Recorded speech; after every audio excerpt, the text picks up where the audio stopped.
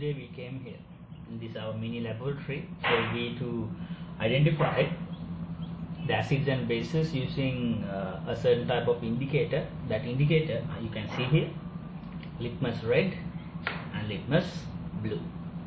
So let's see how you prepare a sample of acid and a base and see what will be the color change for each of these indicators. Let's see. First I am going to prepare sodium hydroxide sample. So when you want to prepare sodium hydroxide is coming as a solid medium, solid mass like a pellet. So normally we call it caustic soda in the industrial scale. So now you can see what it look like.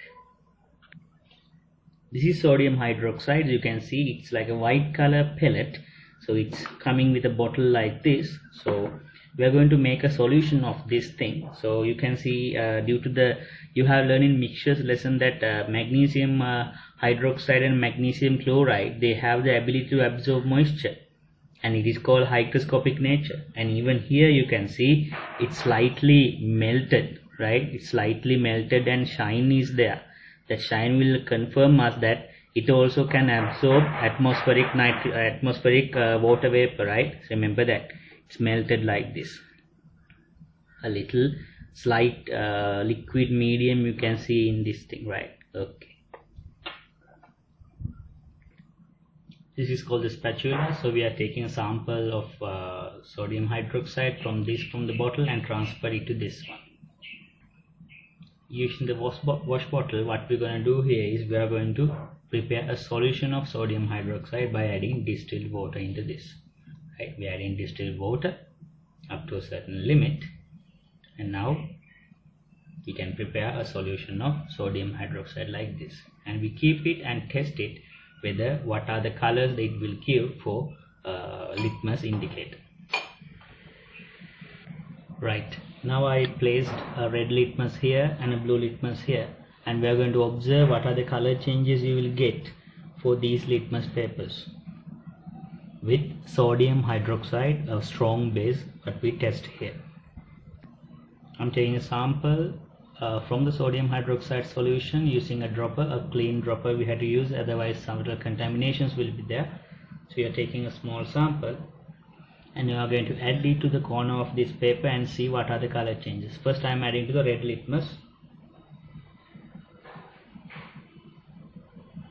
You can see the red litmus is turning to blue in color.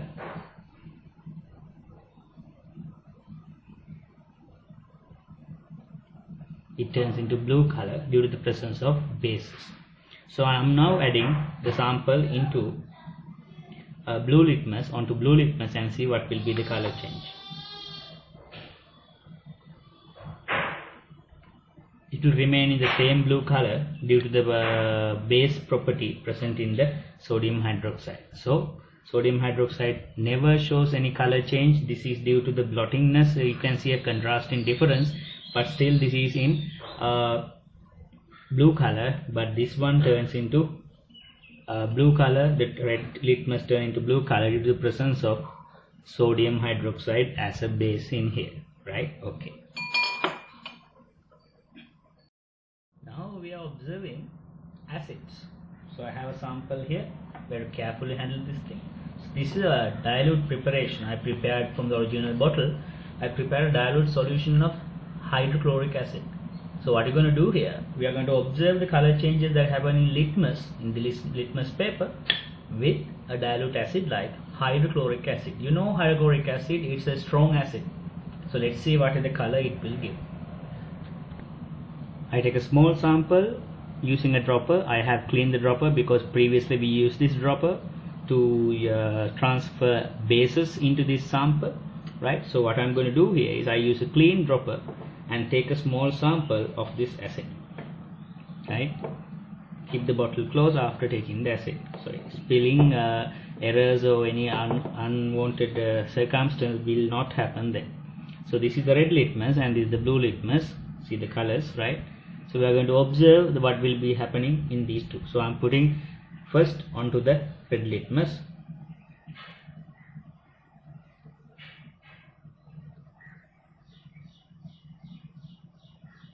put the red litmus, nothing will happen, only the color just start to become contrasting. But if you add to the blue litmus, see what will happen to this.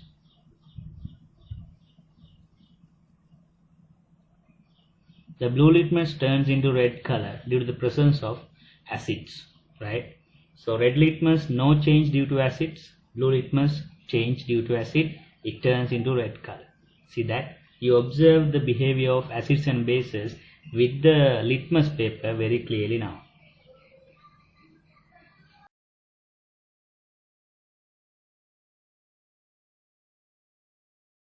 Right.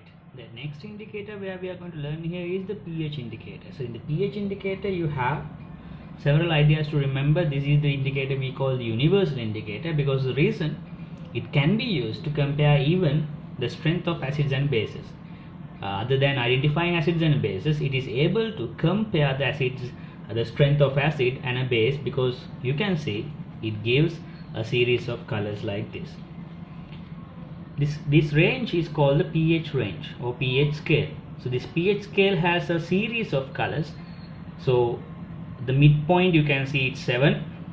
This 7 says it's neutral point, so it's neutral in that condition. So when you go to the right side and left side, you can see the colors are changing, right? So colors are different for strong and weak. So if I go to this range, as you can see, it shows red and orangish color. So that color is for strong acids, and for weak acids it goes to yellowish color and nearly orange yellow in between color. If you go to the right side, you can see here the greenish color, dark greenish bluish color is for weak bases, and it will give a nice purplish color, not blue color, a purplish color for strong bases. So that's the way we establish an idea how the colors are changing, right? So we can see here the colors. Okay, so it's very important to understand what are the color ranges you can get here. Remember the color range in this thing. So let's see what we got here. So I have prepared here several solutions of strong acid and weak acid. So I took strong acid, hydrochloric acid as the strong acid. So remember to label all these test tubes, because today when we handle these things, if you forgot what is the chemical inside, you are in a big trouble. So remember, always we are going to label these containers like this. So when you label this thing, you can identify what is the chemical substance present in this. So I have, for the strong acid I have HCl, hydrochloric acid. For the weak acid I have acetic acid, and for strong base I have sodium hydroxide, previously also we used for litmus test, and I have weak base, it is calcium hydroxide. Actually this is not a very weak base, it's showing mild ability of basicity. So remember, it will give very nearly a purplish color, but it will not give the correct purple color, it gives the dark bluish color for the pH scale. So let's see what are the colors they will give. For the left first one, I am adding the strong acid, hydrochloric acid. So now I am adding a small sample of hydrochloric acid to the first block. You can see it turns into dark red color due to the presence of strong acid, hydrochloric acid. It turns into dark red color. Now I am adding vinegar as the weak acid to get the color. Now you can see I am adding vinegar here. It gives nearly a yellowish color, because you can see it is showing weak base property. That's why it shows the yellowish color. You can see the color very clearly. Now I'm adding distilled water as the neutral substance, so you can see what is the color change for this. It shows a light green color, yellowish green in color, because some kind of contamination will be there in the distilled water, so that's why it gives not the real greenish color. So it shows a slight green color in this range. You can see the range here. In this one, it goes to this color range here. You can see the color, right? Okay. Now we go to weak base. So for the weak base, I'm using here calcium hydroxide. So let's see what is the color they will give. So now I'm adding for the weak base, I'm adding calcium hydroxide, see the color what it will give. It gives a bluish color, dark blue color for the calcium hydroxide, because it's a strong base we can say, but up to the level comparison with sodium hydroxide it shows a weak base property. Now we go to the last one, that is sodium hydroxide, the strong base. See the color change for that. Now I'm adding sodium hydroxide for this sample onto this litmus paper, pH paper. See the color, dark purple color you will get for that thing. So because the reason it shows a basic property, strong base property, it shows that color. So these are the actual colors you will get for the test if you do the test clearly with the pH paper. So you can understand several things from this. So we will discuss what you can understand in the tutorial. Thank you very much. So here I'm just going to show you what the different indicators look like in acid and alkali. So starting with methyl orange, and we have 0.1 molar hydrochloric acid and sodium hydroxide. So I'm going to add in a few drops, give it a bit of swirl, and you can see that methyl orange in acid is red and methyl orange in alkali is yellow. Turn that round so we can have a look at phenolphthalein. Again, we have 0.1 mole sodium hydroxide and our 0.1 mole hydrochloric acid here. Add in a few drops.